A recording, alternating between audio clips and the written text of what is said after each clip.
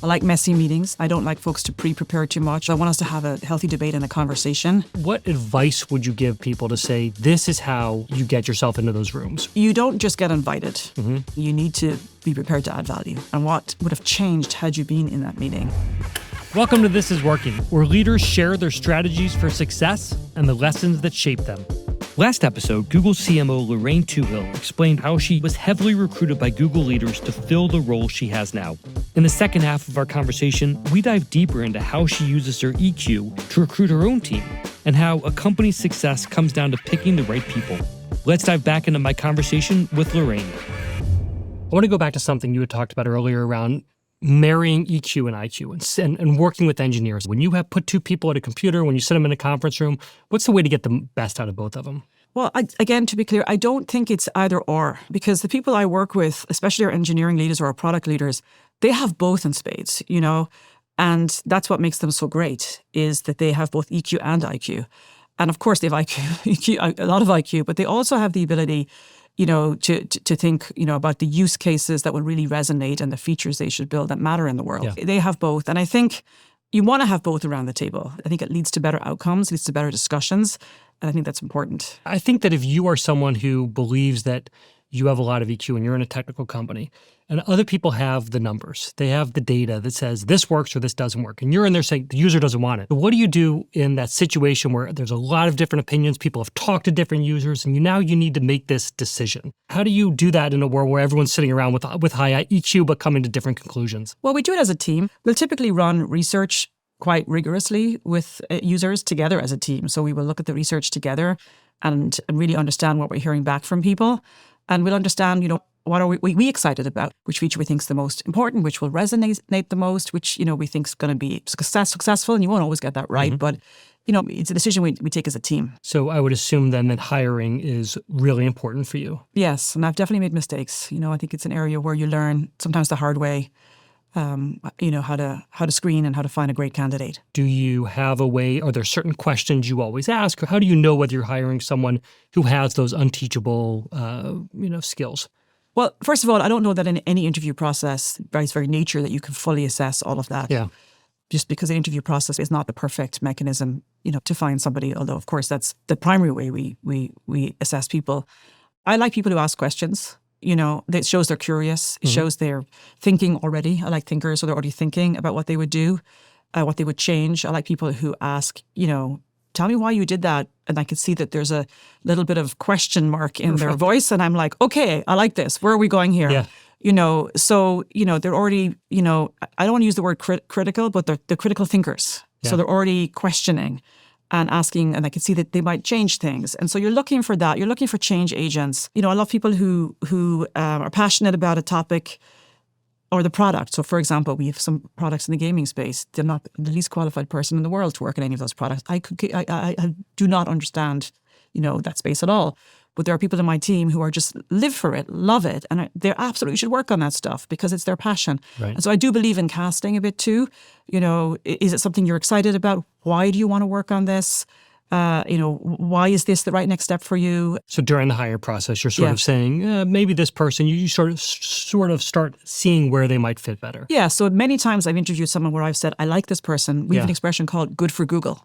So this person is good for Google, not for this exact role. We need maybe more quant skills, or we need somebody who really has a deep understanding of, retail. Right. But this is a good for Google person. We're going to work hard to find a place for them in the team somewhere where they will be very successful because we want this person. And that's happened so many times to me over the years in interviews. I love that term. I am a terrible interviewer when I do for job interviews. I'm easily snowed by EQ. People who are great in those calls, who ask questions, like I love this person's going to be amazing. And then sometimes they come in and it turns out they were great interviewers and not great at delivering. Have you had that experience? Have you ever had something where the EQ is kind of off the charts, but the delivery isn't? And how do you deal with that if so? I can normally see through that at this point because I've done hundreds of interviews, like hundreds at this point. And so I think at this point I can see through that. And I'll push for the substance, especially for speaking about marketing or marketing campaigns or work. Yeah. I'm looking for reasons to believe. I'm looking for the substance. And so I'll push for that. So I think I can see through that now. I think where I've made mistakes in the past is, again, back to confidence. So, for example, my gut will say, this person's good but not great. This is not your person. But because so many other folks have referred that person or think this person's amazing, I will go with the flow. Right. Every single time I've decided that, it has been a mistake. Really? 100%. And so now I will not hire somebody. There is no way you're getting someone through me if I've interviewed them and I feel it's too hard. Huh. This isn't a good fit. This isn't right. This person's not going to be our superstar, you know? So, and that just comes from what? From spending years watching how a company works, you just Yeah. see kind of... And also I've people worked with who get- so many people, and I Right. do think it is back to EQ. I think it's a skill of folks who have EQ, that they are a good read of people. Mhm. I think if you ask my team what are Lorraine's strengths, I think you would hear it time and time again, she's a great read of people.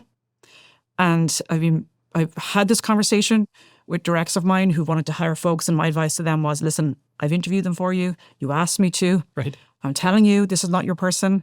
You want to go ahead, off you go. I have been right 100% of the time, which I remind them of Yeah. when the next time they do it. I feel like there should be the Twohill rule now in Google. Yeah. Like, Well, Lorraine says no, this person. listen, there's lots of other things I've gotten wrong, but that's one where I feel like, and of course it is the wisdom of experience. Of course it is. I've been hiring into this company for 21 years. You know, I've been interviewing each and every week for 21 years. So, and I believe as you build a team, is I've built teams all my life. I never inherited a team that was already established in previous roles and all through my journey at Google. And so I've had to be my chief recruiter. I've had to hire and build my team, build my bench, you know, really bet on people. And so those are big decisions. They're the biggest decisions you'll ever make in your career.